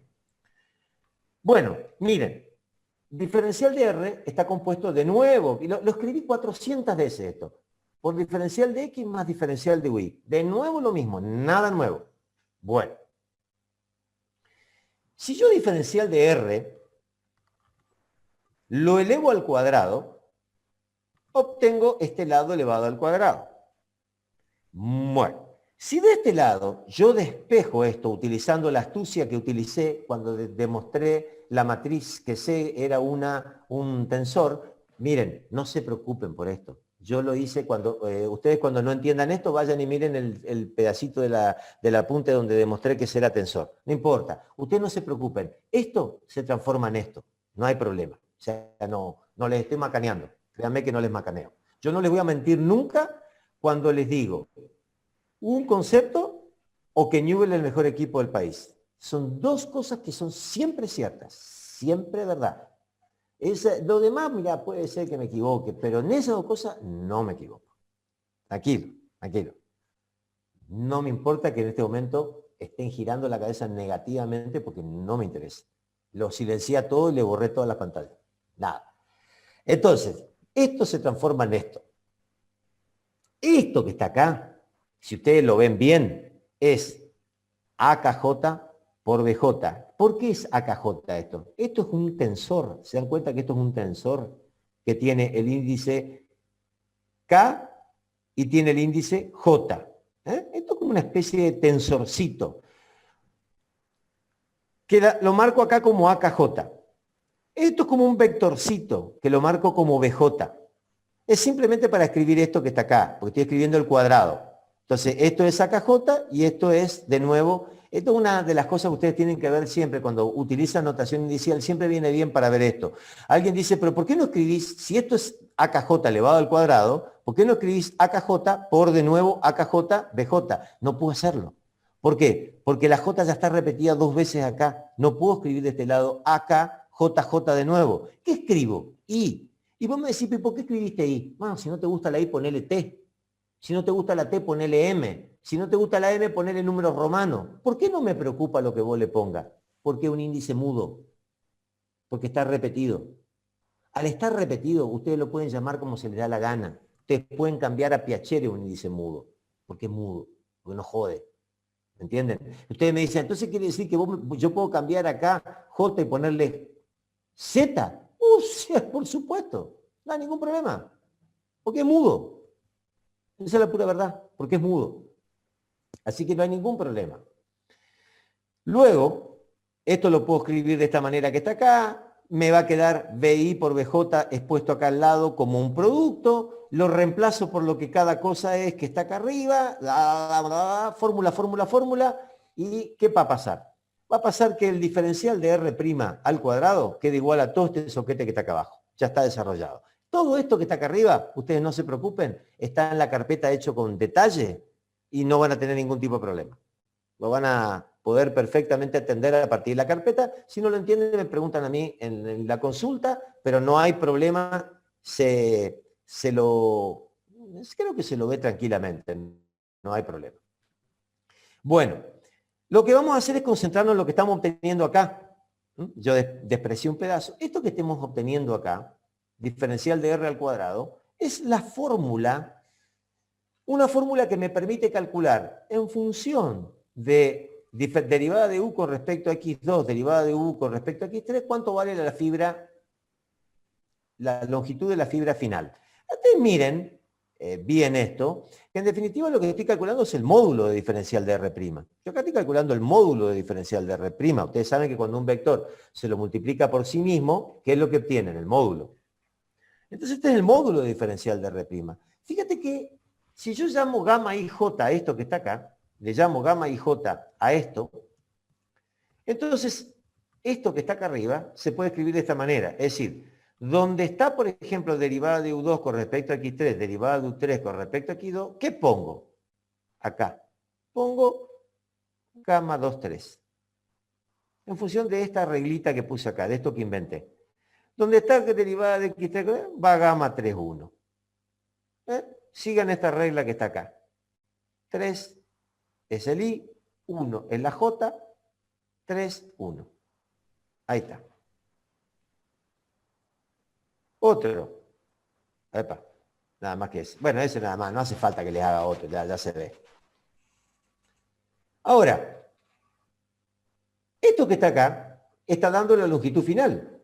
¿Y qué estoy usando para calcular esta longitud final? Una cosa se llama gamma 1,1, gamma 2,2, gamma 3,3, gamma 1,2, gamma 2,3, gamma 3,1. ¿Qué es gamma 1,2,3? Es esto que está acá. ¿Se dan cuenta qué es esto que está acá? Miren. Este era el tensor de deformación que yo les dije que representaba la deformación. Esta era la parte de C que era simétrica. Y ustedes se están dando cuenta que cada una de estas cosas que están acá están metidos dentro de D. Y yo estoy utilizando D para calcular una longitud. Por lo tanto, puedo enunciar, sin temor a equivocarme, que D me sirve para calcular la longitud final de la fibra. Por lo tanto, D es efectivamente una deformación. ¿Por qué digo que es una deformación? Porque lo estoy usando para calcular una longitud final. Si yo con D no pudiese obtener la longitud final de diferencial de R', yo no podría decir que es una deformación. ¿Se acuerdan que la deformación se produce únicamente en la parte final de diferencial de D'? Era la parte de D' que se estiraba. Después había una parte que era la rotación, que todavía no demostramos que R es rotación. Sí estamos demostrando que D es deformación, porque permite calcular longitudes de fibras.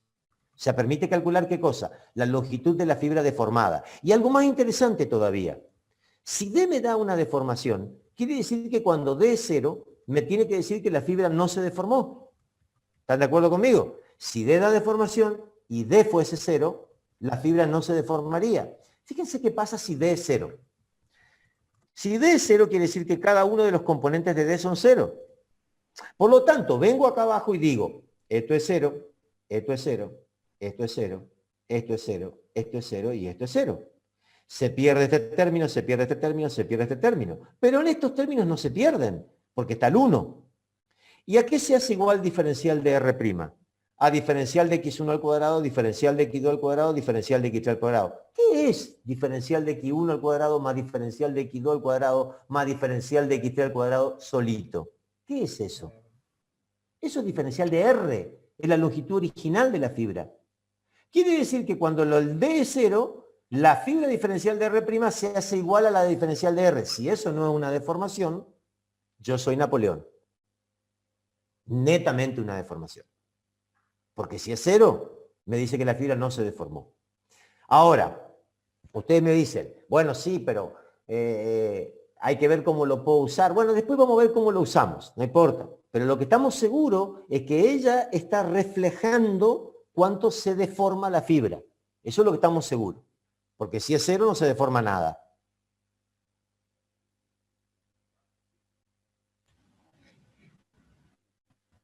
Bueno, y media. Última pregunta.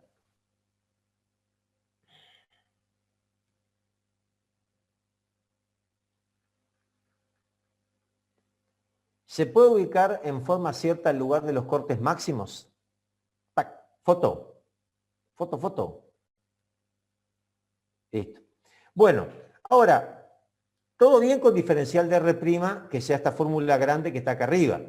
Ahora vamos a ver qué pasa con distintos vectores que estén colocados en el plano. Vamos a ver cómo se usa. Esta es la forma de diferencial de R' grande y esta es la forma indicial de diferencial de R'. Vieron que siempre la notación indicial te permite que semejante línea vieja se compacte en una cosa muy simple.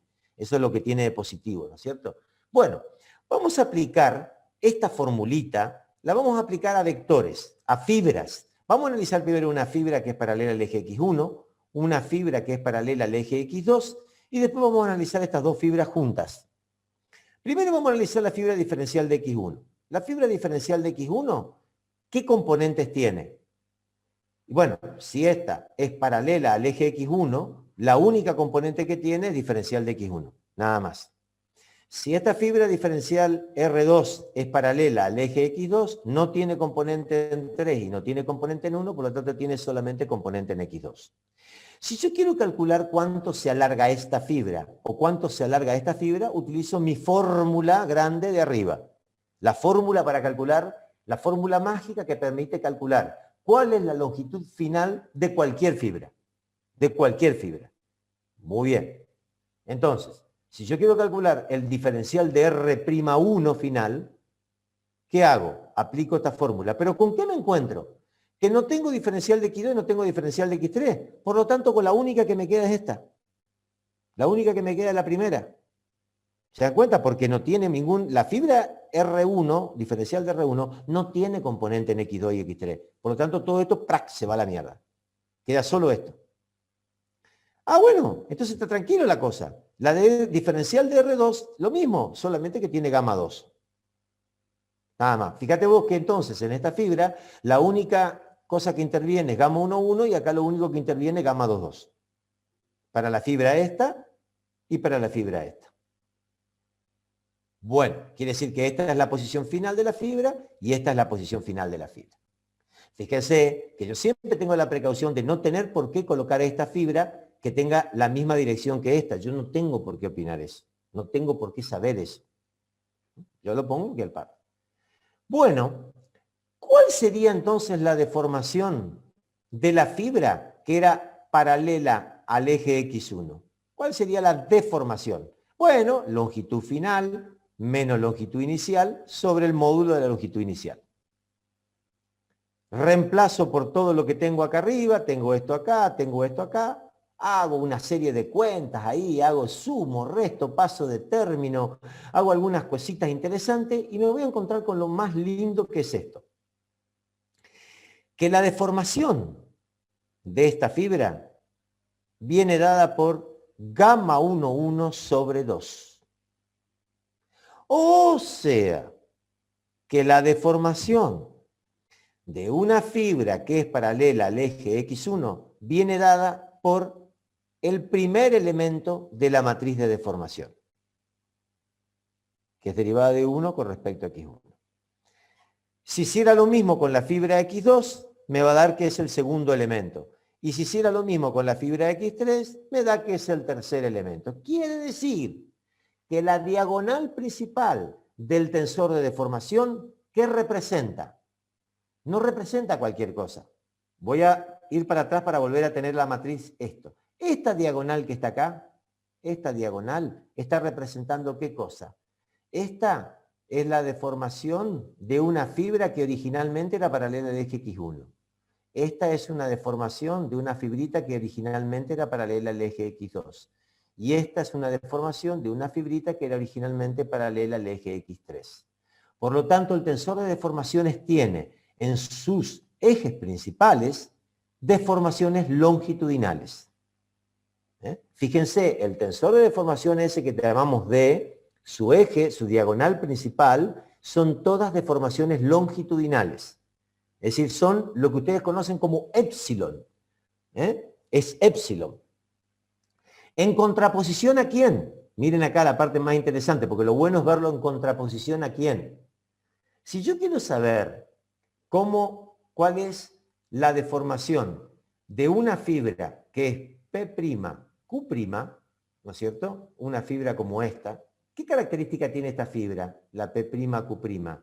Bueno, la P'Q' es una fibra que tiene una parte, está formada por estos dos elementos que están acá, ¿no es cierto? O sea, tiene al diferencial de R'1 que está acá y el diferencial de R'2. O sea, la PR es paralela a X2. La PQ era la paralela al eje X1. La QR tiene componente en gamma 1,1 y en gamma X2. Tiene doble componente.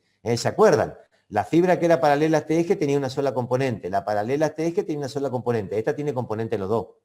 Por lo tanto, tiene diferencial de X1 y diferencial de X2. Por lo tanto, si quiero calcular su longitud, es toda esta fórmula. Ustedes siempre aplican la fórmula de arriba. Siempre aplican esta fórmula que está acá. Si la fibra tiene paralela al eje X1, queda solamente esto. Si la fibra es paralela al X2, queda solamente esto. Si la fibra tiene componente en X1 y en X2, queda esto que está acá. De haber agarrado la fórmula de acá arriba y haberle sacado X3, que es lo único que no tiene. sea, ¿qué es lo único que ustedes saben? Que esta fibra está contenida en el plano X1, X2, no tiene X3. Bueno, interesante ahora entonces aplicar lo que aprendieron con la profesora Dorotea del teorema del Ingeniero, coseno. ¿Sí? siempre vamos trabajando con componentes ortogonales en deformaciones. No. Por ahora vamos a mantenernos así. No. Después yo le voy a enseñar para calcular cualquiera. Ahora son ortogonales, porque esta es una fibra paralela al eje X1 y esta es una fibra paralela al eje X2. Pero no van a ser siempre así. No. Generalmente van a ser fibras en cualquier lado. O vos me, espera, no te entendí bien. Vos me estás queriendo decir, o me estás queriendo decir que el sistema de referencia es ortogonal. Permitime, porque a lo mejor no te entendí la pregunta. Sí, eso, el sistema de referencia siempre es ortogonal. En el, perdón, porque entonces no te había entendido. En el capítulo 1, en el capítulo 2, siempre van a ser sistemas de ejes ortogonales. En el capítulo 3, nos vamos a la mierda. Ahí no van a ser más ortogonales. Pero no te preocupes, porque todo lo que aprendiste por ortogonales, vos lo vas a poder aplicar a lo no ortogonal, sabiendo simplemente qué es lo que está pasando con los ejes. Olvídate, eso es lo bueno en la matemática. Cuando la cabeza te empieza a complicar, te ayuda la matemática. En el capítulo 2 es todo ortogonal. Profe, Bueno, sí. y si queremos analizar, digamos, porque estamos analizando en el plano, si se quisiera analizar la dirección que falta, esos tensores sirven, digamos. Sí. Lo que pasa es que ¿por qué ¿Se estoy modifica? quedándome en el plano? Sí, no, se modifica lo que estoy haciendo seguro, por supuesto. De hecho, vos lo estás diciendo. Si hubiera el diferencial de X3, yo no puedo utilizar ni esta fórmula, ni esta fórmula, ni esta fórmula. Tengo que usar este soquete que está acá arriba. Pero los efectos de lo que yo te quiero demostrar, ahora vas a ver que no necesito X3. Por ahora, solamente por ahora.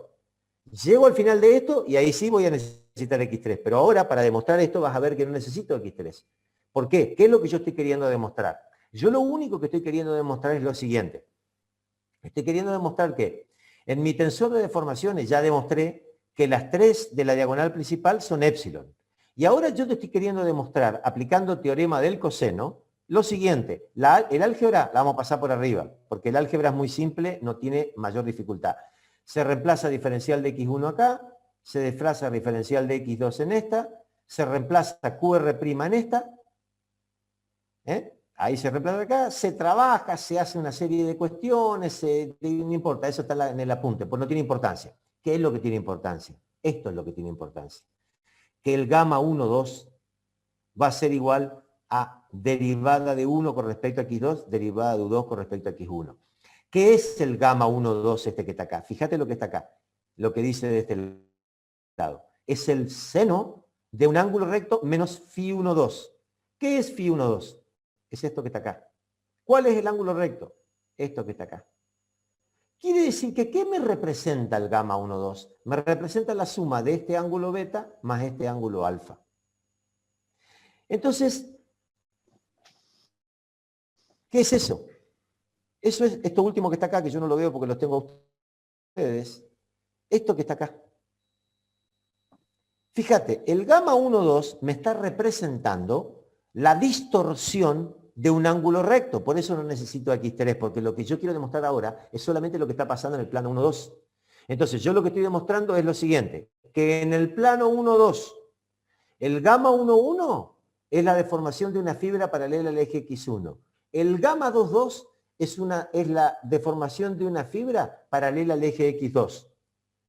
Y el gamma 1, 2, o sea, el que está también en ese plano, es la distorsión de este ángulo recto. Porque fíjate vos que es pi sobre 2 menos phi. A este pi le resto phi y es esto más esto. Por lo tanto, ¿qué significa esto? Significa que los gamma y j con i distinto de j representan distorsiones de ángulos rectos. Entonces, el gamma 2, 3, ¿qué va a ser? La distorsión del ángulo recto en el plano 2, 3. ¿Y qué es gamma 3, 1? La distorsión del ángulo recto en el plano 3, 1. Por lo tanto, tenemos armado lo que significa cada uno de los elementos de mi tensor de deformación. Cada elemento del tensor de deformación va a ser lo siguiente. Los de la diagonal principal, deformaciones longitudinales paralelas al eje X1, X2 y X3.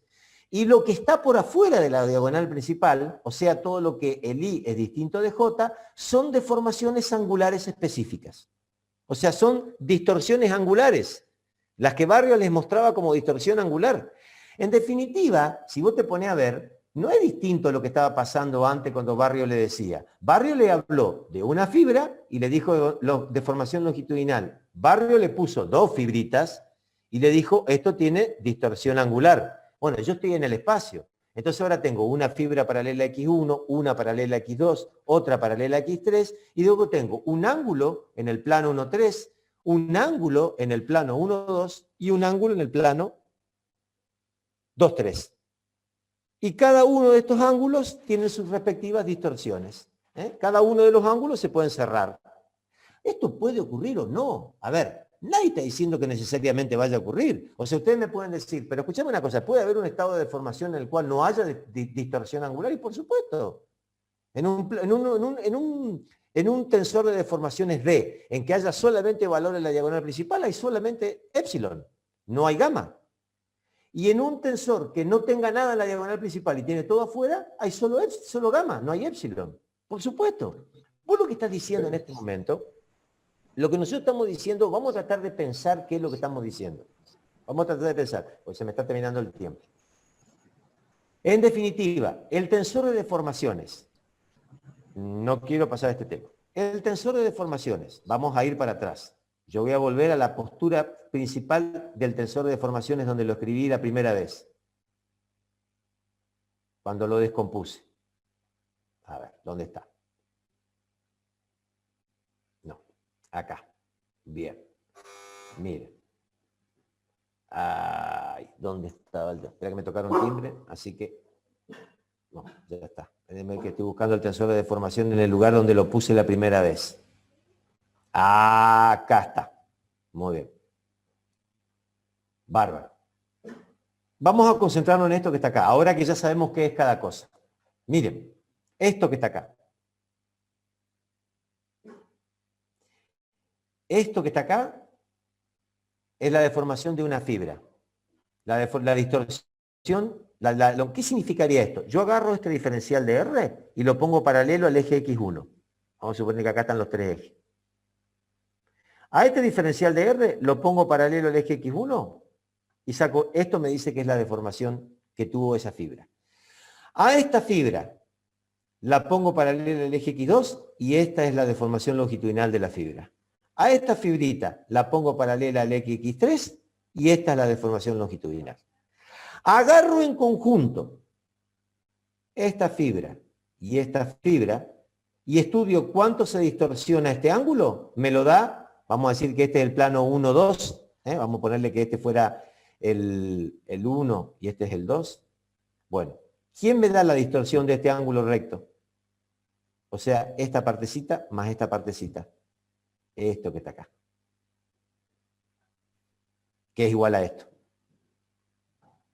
Es simétrico. La distorsión del ángulo que se forma entre esta fibra y esta fibra. ¿Quién me lo da? Esto que está acá. Perdón, la 2, 3, acá. Acá. Y la distorsión entre esta fibra y esta fibra me lo da hasta acá.